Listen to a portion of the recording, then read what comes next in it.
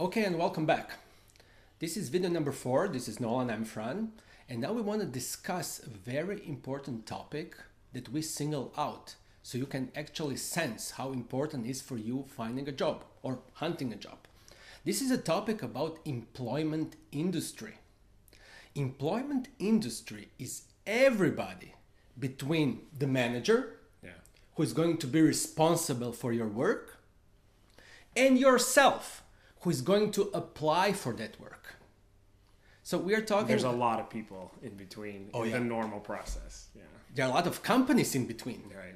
And all those companies and all those people, well, I don't know how to tell you this either than just be frank. They don't care about you finding a job. They don't care about you. Yes? We're going to make some enemies in this Finding video. you are going to make a lot of enemies. They care about their bottom line. Yeah.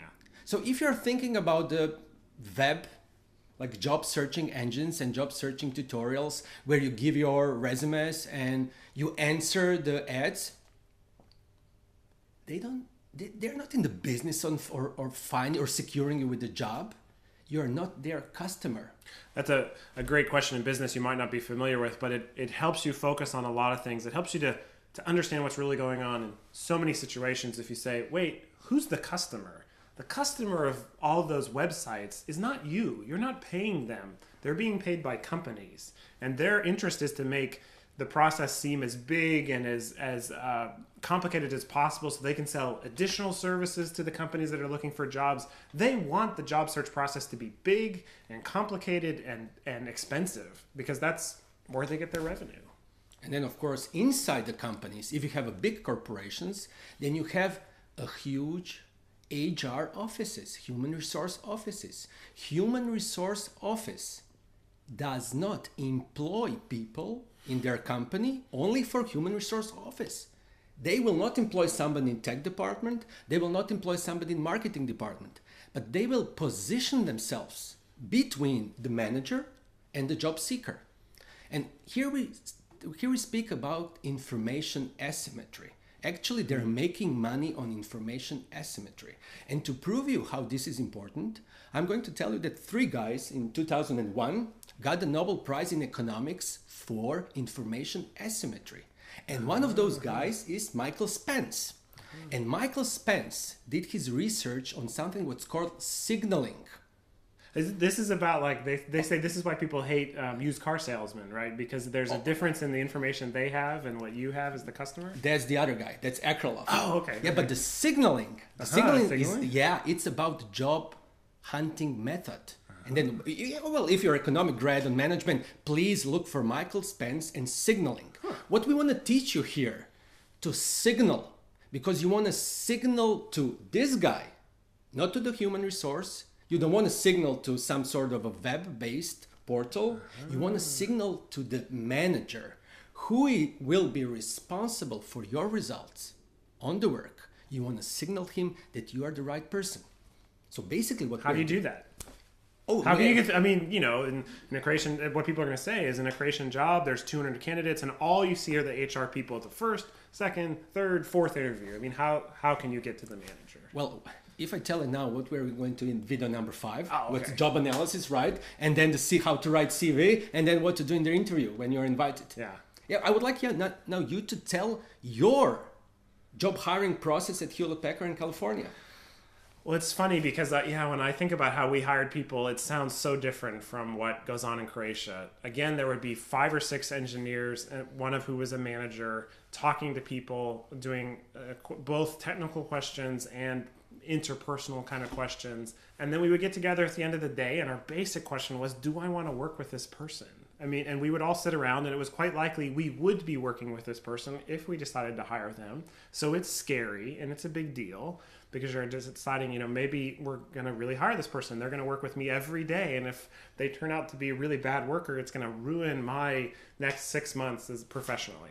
So HR played almost zero role in hiring in large tech companies in Silicon Valley, at least the world that I know best. And so trying to understand the role of HR in creation hiring processes has always been really strange for me, because I hear about the tests and the, not getting past a certain round just based on some psychological evaluation. It's Sounds very strange to me, but Well, that's what's called principal agent problem. yes. It's always principal agent problem. Because you see, if you have a manager who needs an assistant and he knows exactly what work needs to be done and what results need to be produced, probably he's the only person who knows that. And if he wants to engage, right, in the hiring process, there are a couple of issues. Number one, if you have 200 CVs, well, that person doesn't have the time and energy. Right. It gets overwhelming. And then number two, if you would be sitting there and you said, I want this guy because he knows exactly what I need. And then everybody else would say, yeah, but he's not a team player, he's an extrovert, or whatever psychological trait you can find, then I don't think you would have your way. As the manager. As the manager. It's much more easier. Look, if you're, let's say, IT company in Croatia and you have 10, 20, 50 people and you wanna hire some developer, you would take the developer, you would give him an assignment in a 2 hours, right? You would know the level of his expertise. That's true. In technical sectors, you can cut so easy. You can cut much more quickly to the point of, is this person competent for the job or not? But in marketing, and if you don't have experience, and in management and in tourism, it's so harder. And that's why you have to use your network, because you don't want to compete for that one spot against 300 other people. You want to go to the manager, right, and show your competence, show your will, the will factor, absolutely show your determination. But that's what we're going to do in the next video. So it sounds like you're saying one is don't rely on the whole process of the HR. Don't trust them. Don't trust the whole employment industry, what they're saying. You cannot trust them. But also it sounds like you're almost suggesting that people break the rules, that if you're in an office and you're having interviews and you see the manager down the hall and you're just there for an interview and you're stuck with the HR people, you'd almost just walk up to them and say hello and introduce yourself. You're suggesting kind of just breaking out of the rules. Well, there is this commercial in Croatia, right? And you have all the white sheeps and then you have the black one. You definitely need to be the black sheep. Yeah, you do need to be able to stand out. And again, try and think about it from the other side of the table. When someone's looking at 200 resumes, the first feeling you get is you're overwhelmed. You're thinking, how am I going to pick? How am I going to get this done? So this is a strange thing for many of us in life that it's really a time where you have to make yourself stand out. Did we say that some people get their salaries, monthly paycheck, for having a pile of resumes on their table? Well, that goes, I think, go back to some of your agent kind of issues where you have to understand that. Yeah, in large companies, the HR department may justify its existence by making a very long and complicated hiring process, and that's how they show that they need to be there. And so their interests in the hiring process are not to facilitate the thing that really isn't best, which is that real people get real jobs in as efficient and sensible manner as possible.